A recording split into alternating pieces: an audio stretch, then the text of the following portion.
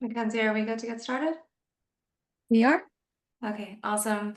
Thank you for all of you joining us for this special webinar hosted by the Government Relations Department of IFA and our Franchisee Forum. My name is Sarah Davies. I'm the General Counsel for IFA. Before I kick it over to Lisa Lombardo, who is on the Executive Committee for the Franchisee Forum, just a few housekeeping items. We are recording the webinar, and both the on-demand version of the webinar and the deck that you will see today will be available to registrants for the program. The program is being provided for us by an IFA outside counsel firm, Littler. It's our labor firm. While our speakers today are lawyers, they're not providing legal advice, so just information purposes only. Certainly, if you are in need of legal advice, definitely reach out, and I'm sure they would be happy to assist you. And then one final thing, the program is off record and closed to media. If you have questions for our head of communications, you can reach her. Her name is Catherine Patterson, and you can reach her at kpatterson@franchise.org. And with that, Lisa, I will kick it over to you to say, introduce yourself, talk a little bit about the Franchisee Forum, what they do within IFA, and then we will get started. Thank you. Thank you so much. And my name is Lisa Lombardo. I am the president of ARK Holdings, which is a hotel management and also development entity. I'm based in Ocala, Florida, and we have offices in Texas and also in North Carolina and Raleigh, and then have franchises as franchisees throughout the United States, mostly in Florida, but we have started to spread our footprint. So conversations like the one we're going to have today, I really do appreciate as a member of the Franchisee Forum, because it's one thing to have established this endeavor here in Florida, but gosh darn it, if those labor laws aren't sometimes different from state to state. So I appreciate the conversation. Of course, IFA is the largest member-based community that helps franchisors and franchisees and suppliers lead and succeed across, I think it's over 300 industries, but the Franchisee Forum in particular we're the voice of franchisees within IFA. We provide networking and advocacy and opportunities for sharing of best practices, like we're going to do today on this particular topic, and also provide opportunities for in-person and face-to-face chances to learn from one another, which I would encourage you, if you're not already involved, to find ways to participate in or send representation, especially to our fly-ins, where we're able to kind of do the whole flock of birds with one stone and have that networking, participate in the advocacy process, and attend sessions like this one that are that are relevant to our day-to-day lives as franchisees. And so with that, I am going to pass it on over to Jim and Brad with Littler and let you guys just take it away. How do we make sure we don't have nightmares over this issue, and we can get that dream scenario? Thank you so much, Lisa. Good afternoon, everybody. My name is Jim Paretti. I'm a shareholder here at Littler and a member of the firm's Workplace Policy Institute, or WPI. I'm joined by my colleague, Brad Kelley, also a member of WPI. And just very briefly to set up what we're doing here, WPI is sort of Littler's advocacy and public policy arm. We work with government agencies. We work on Capitol Hill. Both Brad and I have long backgrounds in government service, in addition to having traditional, employment law practices. And in fact, Brad has the distinction of having served at the DOL in the first Trump administration. So, as we say in the business, he knows from what he speaks. So we're happy to do this today, as Lisa has mentioned, Sarah mentioned, not giving legal advice, but we will talk about some best practices. And I recognize on these slides, there's going to be some information that's a little detailed, a little dense, but these will be distributed to you afterwards, and hopefully they will serve as a good primer. Finally, I would say DOL's, the Department of Labor's website, has a very good and easy to navigate child labor page that talks about all of these requirements. It's got frequently asked questions. If you have some, first sort of basic first principles, highly recommend taking a look over at the DOL site. It's www.dol.gov. Very readily find yourself on the child labor page, and a lot of great information there. Before I turn it to Brad, I want to say, why are we talking about this so much today? And we're going to get into that. But let me start with one overarching sort of 30,000-foot level. We're seeing a lot. You see in the newspapers thing, child labor violation, child labor violation, child labor violation. And I think most of us on this call would recognize there are two very different sorts of child labor violations. One is you have 9-year-olds using bandsaws chopping down trees by themselves in a forest. That's bad. The other is, well, maybe I scheduled a 15-year-old for an extra hour than he should have worked during a school week, or he took a little longer to get something done, and he was on the payroll for an extra half hour. What we think of as sort of technical footfall kinds of things. But two notes: one, when the department seeks to enforce these things, at least historically, we may see a little more emphasis on compliance in the new administration. But the department does not always draw that distinction. I mean, there are penalties. The penalties increase as you get to severity. We'll talk about that. But DOL doesn't always look at it quite that way. And more important, the press, newspapers, these PR stories, they do not often distinguish between an egregious violation or something that really just about the most well-intentioned, best-minded employer is going to inadvertently foul up now and again. So with that as backdrop, Brad, tell us a little bit about why the training is more important than ever. No, thanks a lot, Jim. No, I appreciate the introduction. I'm happy to be here today. So let's start off today with let's talk about the concerning rise in child labor and some of the key factors that are contributing to it in the United States, which really kind of illustrates why we're doing this training to begin with. First, one of the major drivers for the child labor issues is the tight labor market. Employers across a variety of industries are struggling to fill a whole variety of roles, especially in sectors like agriculture, food processing, and service industries. This challenge is compounded by record low unemployment rates. When nearly every able-bodied adult is employed, businesses are often looking to less traditional labor models and pools, such as, unfortunately, minors. We're also seeing a wave of retirements across older workers, which is shrinking the available workforce even further. This was especially the case in a post-COVID world. At the same time, immigration levels have declined, reducing the number of new working-age individuals entering the U.S. labor force. Finally, there's been an increased focus on child labor violations. This is driven by both investigative journalism and stepped-up enforcement. In short, a perfect storm of labor shortages, demographic shifts, and immigration policy has created conditions where child labor is not only re-emerging, but in some places increasing. Understanding these factors is the first step in developing solutions to protect children and to help ensure compliance with the law. Now, as you can see on this slide, child labor violations are not only increasing, they're becoming a serious enforcement priority in the United States by the U.S. Department of Labor. According to the U.S. Department of Labor, the number of children found employed in violation of federal labor laws rose sharply in fiscal year 2023, reaching nearly 5,800 cases. That's the highest in the last 6 years, as you can see from this chart. Alongside that, civil money penalties more than doubled from the previous year, totaling over $8 million. This reflects both a growing number of violations and heightened enforcement efforts.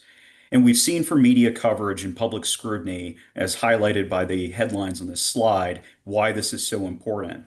Cases like the Tennessee company using minors to operate dangerous machinery, or the LA poultry plant accused of using child labor and trying to conceal it, are making national news. These stories help fuel a growing sense of urgency around enforcement and reform. At the same time, the issue is global. The headline from the Congo case shows how child labor concerns cross borders and industries, from agriculture to tech supplies to tech supply chains. Even when the US courts dismiss these cases, the reputational risk for companies is real. No company wants to be accused of being engaged in child labor. So the takeaway here is simple but serious. Child labor enforcement is intensifying, and companies must proactively review their labor practices, not only to avoid fines, but uphold the law and protect vulnerable workers. Jim, I'll kick it back over to you. Sure, you just said the magic word, proactive. And why is it important to be proactive here? Well, for a number of reasons. First, we want to avoid those penalties. As I mentioned, even those minor, technical violations can result in penalties of up to $15,000 per violation. That's in a non-serious, non-injured case. Those are the record-keeping cases, the hours cases, things of that sort. When you get into something that causes injury or, God forbid, death to a minor, those penalties go through the roof, and that's up to 68, almost 69, $70,000. These penalties can be adjusted upwards if you are a repeat offender, whether it was a willful violation or an unknowing violation. So very, very important for that reason alone, but that's not the only reason to be proactive. If you are sued or investigated in a child labor violation claim, you may have a good faith defense if you have acquired goods in good faith, say, and relied on certain written assurances. If you're auditing the suppliers from whom you receive goods, you have a hotline to report child labor complaints so that we know they're going right to the people who need to know about them ASAP. Those are all things that are not just good for you and good to avoid the problem, but in the event you do find yourself on the receiving end of a suit, they may in fact support a good faith defense. Other things, as we talked about, you're avoiding PR disasters because, again, as Brad talked about in those headlines, nuance is not always what we see when we talk about people violating child labor laws. And ultimately, we put that last one on there because it's the right thing to do. We all, many of us on this call had jobs as kids. I know many of the IFA's members offers young people their very first jobs in lots of different industries. And that's great. And we want them to take those jobs. We need them to take those jobs, learn work ethic and everything else. But we also want to be mindful of the fact that they are youth and it is highly regulated. So it is the right thing to do. It is the legal thing to do. And we're going to talk to you a little bit today about how we can make sure we're doing that. But before we do that, why don't we go, Brad, tell us a little bit, like, what exactly are we talking about when we talk about child labor? Yeah, Jim, that's a key question that we get from a lot of employers asking, well, what do you mean? How do you define child labor? So to understand enforcement of child labor, we need to define what counts as illegal or oppressive child labor under US law. And as Jim broke it down at the very beginning, there really are kind of two basic ways of kind of understanding this, two basic categories. First, children under 14 years old who are working, except in very limited situations. And second, children ages 14 to 16 who are engaged in prohibited work, typically jobs that are deemed too dangerous or inappropriate for minors. Now, on the international level, the International Labor Organization, known as the ILO, plays a key role in regulating child labor. And there's two key conventions that are relevant here. First is Convention number 138, and this sets the minimum age for work. And then you have Convention 182, which addresses the worst forms of child labor. This largely applies to slavery, trafficking, and dangerous work. But together, these frameworks set both a national and global standards to protect children from exploitation in the workplace. Now, here we've got breaks down the child labor restrictions under Fair Labor Standards Act, known as the FLSA. First, youth under 14 generally cannot be employed in non-agricultural jobs. This has very few exceptions, as we discussed before. And then for children 14 and 15 years old, work is prohibited in limited settings, but they're prohibited from working in manufacturing facilities or other environments that present safety risk. Moving up the ladder, you have 16 and 17-year-olds who may work more freely but are still barred from jobs that the Secretary of Labor classifies as hazardous. This includes things like operating heavy machinery or working at dangerous heights. Finally, to work in hazardous occupations, an individual must be at least 18 years old. These restrictions exist to protect young workers from physical harm and exploitation while allowing for age-appropriate employment opportunities, as Jim mentioned before. Jim, I'll turn it back over to you to cover Sure. what we can Yeah. do. So to sum it up, that's between that chart that Brad just talked about and what we're putting up here. 18 years and older, you're no longer child labor. You're only subject to the regular FLSA, minimum wage, overtime, things of that sort. 16 and 17, fairly liberal in what they can do, but you cannot perform those hazardous jobs. 14 and 15, work outside of school hours, more limited in the jobs they can do, and certainly nothing in the hazardous jobs. So DOL, the Secretary of Labor, has established a list of hazardous occupations. I think for most of the folks on these calls, very few of these are going to be applicable. Sarah, you can tell me, but I don't know that any of our franchise community are exposing youth to radioactive substances. At least I hope they are not. But this is a representative sampling of the hazardous occupations in which minors are not permitted to work at all. There are, however, additional limitations on 14 and 15-year-olds, and these are the ones that get a little bit more, what I will say, into the weeds, are more likely to be applicable in many of our settings, because you can work in certain industries or work in certain shops, but there may be jobs or certain tasks that you cannot perform. For example, you can do cooking, but you may not do it only under certain circumstances. You're not allowed to send kids into freezers or meat coolers, except very short periods of time. Here, get this, get that. One that I was surprised about was ride attendants or ride operators at like water slides. I had no idea there was a specific rule on that. So again, these are available at DOL's website, and this will be available to you to take a look at. But I would say the hazardous industries are important, but I would spend my time focusing perhaps even more on that limitations on 14 and 15-year-olds, because I think that's more likely where we're going to get tripped up as a matter of what they do.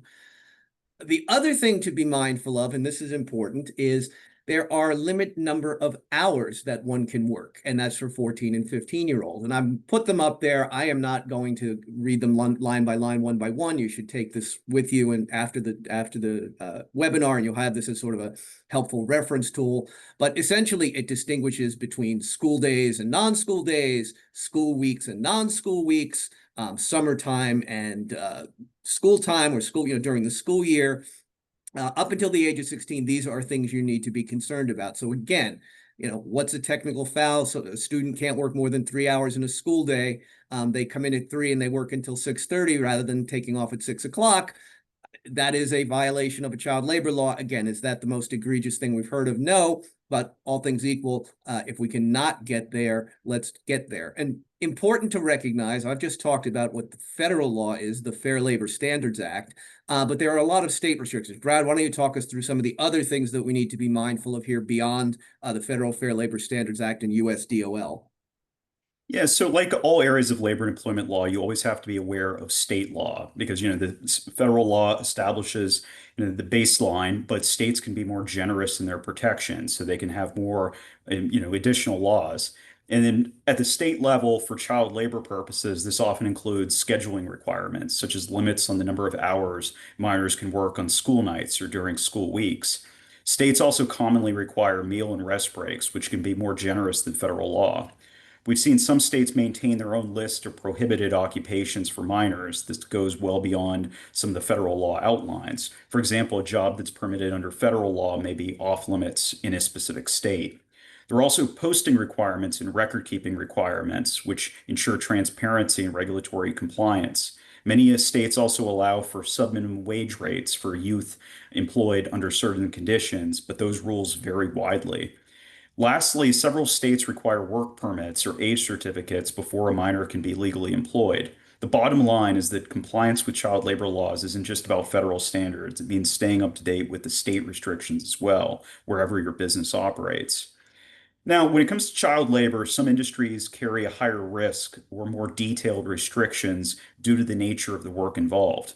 So, for example, in the hospitality and food industry, minors may be restricted from operating certain equipment, such as meat slicers or hot ovens, and there are limits on hours, especially during school days. In the retail industry, minors are often permitted to work, but they're barred from handling hazardous materials or performing tasks like climbing a ladder or heavy lifting. Construction, not surprisingly, is heavily regulated. Due to the dangerous nature of the work, minors are generally prohibited from working on active construction sites except in certain circumstances. In the entertainment industry, such as acting and modeling, child labor laws still apply, but they also intersect with state permitting and education requirements like on-set tutoring and limited hours. Warehouse and factory work is another area to consider, and this includes roles in fulfillment centers. Often, this requires or involves equipment in fast-paced environments that trigger federal and state restrictions. Now, in the supply chain, especially in agriculture processing and shipping, violations have increasingly been reported, with minors doing work that's both physically demanding and hazardous. So, across all of these sectors, employers need to be aware not just of general labor employment laws at the federal level, but the specific rules that apply in their states and within their industries. Terrific. Well, so we've talked to you a little bit about what the rules are and how important they are to follow. What are some other things you can do to make sure you're in compliance? What are those, again, we're using that word a lot today, but what are those proactive strategies?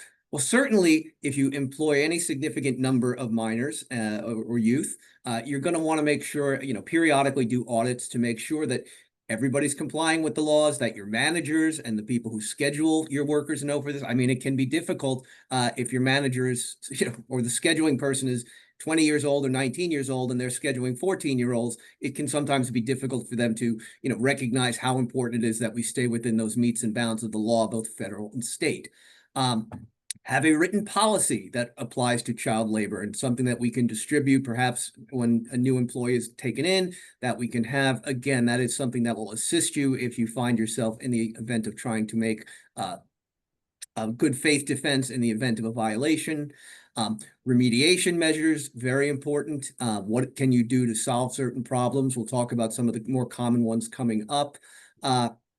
Certainly, we had a question on the phone to one of the questions in advance of the webinar said, what steps should we be taking to ensure we have good documentation if we're audited, sort of that written policy and what documents and what should we be maintaining?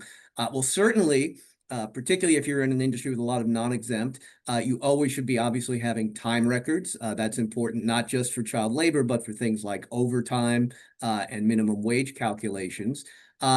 So I would say keeping good track of hourly, sort of the work done in any given week, maintaining copies of schedules to the extent you can show everybody who's on the books at any given time.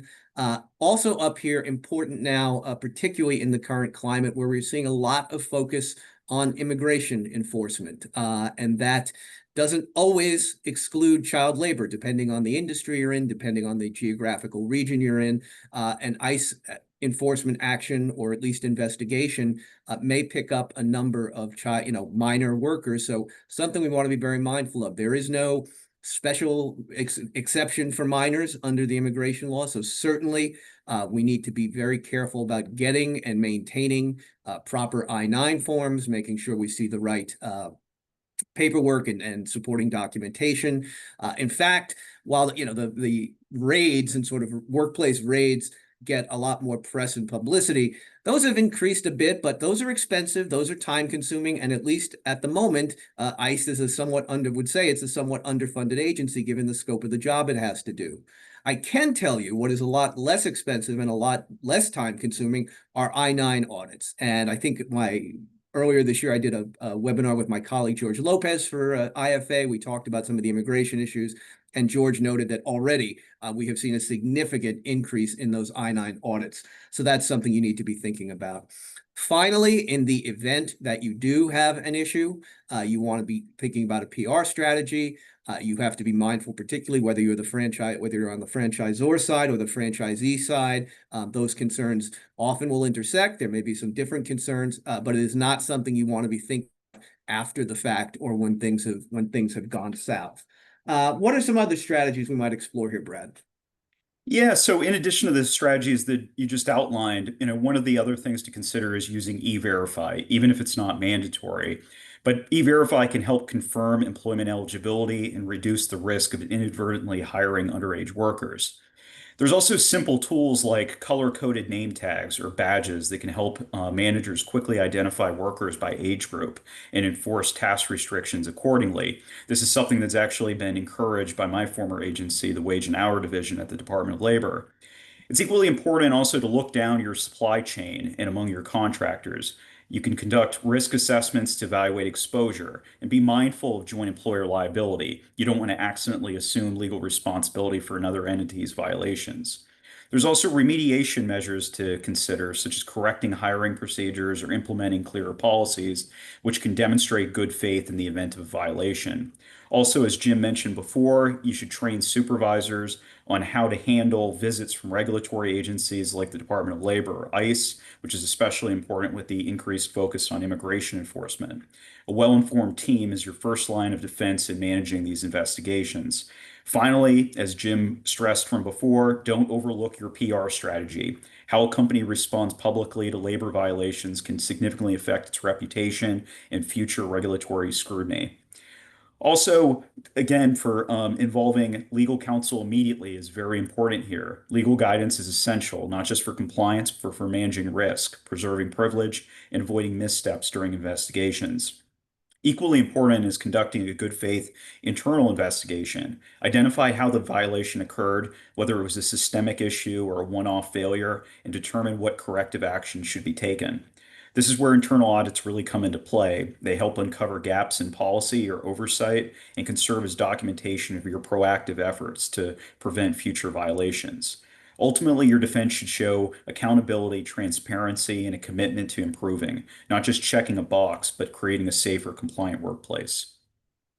Super well put, and a great way to wrap up what's been a half hour of a lot of information dump on folks. I know we threw a lot at you very quickly, but as Sarah mentioned, these slides will be provided to you. You have them for reference. I'll stress again, DOL's website or your state Department of Labor website as well. Again, in many states, we have seen trends to sort of lessen restrictions on child labor to allow children to do more, but we've also seen a significant increase in regulation of child labor in other states, so be very mindful of those. But in the short time we have left, we did get a couple of questions in and one or two observations. Someone asked, should we keep employees on an active list while they're away at school, or do we terminate and then rehire them? I've not spent a lot of time thinking about the question, but my initial thought is, particularly if you have someone who's going to be not engaged for months at a time, someone who works the summer and then goes off to college, maybe they come back at Christmas break. If you expect that you're going to see them seasonally with that Christmas, maybe you want to keep them on the books at least for a bit. But I think in general, the rule would be better to sort of sever that employment at the end of their term when they head back to school, just because that way you don't have something hanging out there leading to potential liability. We talked about documentation in good cases regarding employed minors, and the documents we should be maintaining. And finally, not quite a question, but an observation that I bet many of us can share, which is that parental demands and interference have been the biggest impediment to hiring minors. And, that is not an insignificant thing. Again, we engage youth as our workers. They are our employees. But when you hire a kid, you're often, to some extent, hiring the parents. So be mindful of that. And if a parent raises a concern, that is something you need to handle responsibly and responsively within the confines of the law. Obviously, if a parent is asking you to schedule their child for more hours than they can work, you have to nicely explain to them that as much as we love them and we'd love to have Johnny do more for us, that's not something we can do. But I thought that was a great observation and a great point to end on. So with that, Sarah and Lisa, I'll flip it back to you all for any parting thoughts, concluding observations. We had one more question come in related to E-Verify. And if you don't E-Verify how important is it to collect and maintain a minor's identification on the date of hire? Very important. It is, particularly if you're not using E-Verify and you are relying, like any other employee, you really need to make sure you're getting the information that you need on day of hire, making the copies that you need, and maintaining that in a secure and easily locatable place so that if you are called upon to show compliance, you can do so in a relatively straightforward manner. And today's topic is not what to do when ICE comes knocking on your door. I think we have a prior recording on that. But it is not beyond the realm, particularly again in certain areas of the country, in certain industries, that even if you thought in the past that's not something you need to be worried about, given the current climate, it may be something you need to think about more. Lisa, I don't know if you have any final thoughts you want to share with the group, and then we can close it out unless anyone has any additional questions. And if you do, please feel free to drop them in the chat.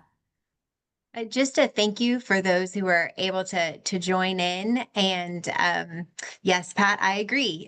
Thank you to our panelists, Jim and Brad, for their expertise, and Sarah for helping to coordinate this. And please stay tuned for more webinars just like this one, and look for those opportunities to participate in person where you can, and if you can, and to follow up. We're thrilled as a forum, as a franchisee forum, to provide you this opportunity and the discussion. And stay tuned. There's always more to come. Thanks all, and enjoy your holiday weekend. Bye. Thank Thanks, you. Sarah. Thank you, Sarah.